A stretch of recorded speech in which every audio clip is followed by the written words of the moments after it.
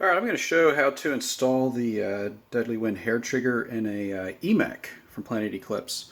I'm going to be cheating using this tool. You're going to have this in your toolkit, and that's what you're going to be using. This is just easier for taking guns apart and together a lot. So I'm going to start off by removing your two trigger frame screws. Already removed the grip panel here, and you'll see why in a second. You'll need to remove yours as well. So go ahead and remove those two screws and hang on to them. Remove the body. There's a brass pin right here that's holding the current stock valve and transfer block. So go ahead and just pop that out.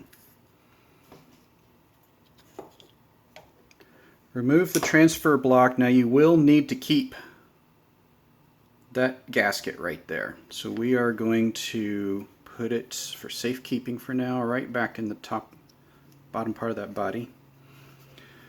Now the valve's still in there and it's actually kind of stuck, so we're gonna have to give it a good little encouragement to come out.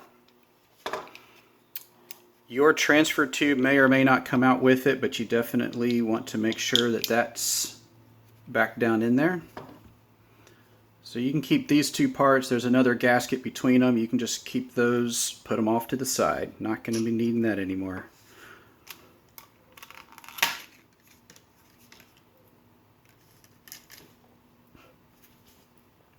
So that's the hair for EMEK.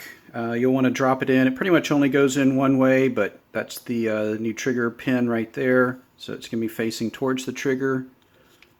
Just drop it in like that. Pop it in. Now, actually won't be using this cross pin either. So we put that off to the side.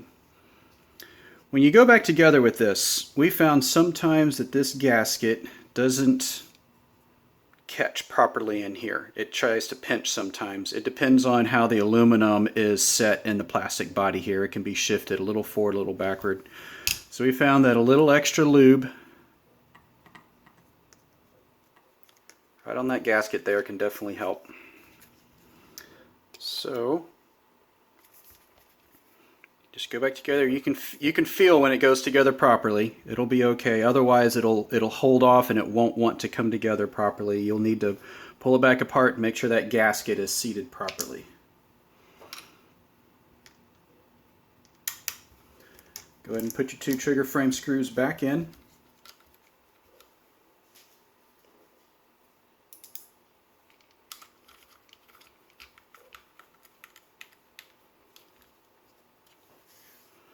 And you want to put your grip panels back on. We're not going to do that right now.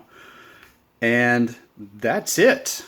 We're going to go ahead and gas her up and give it a couple of shots here.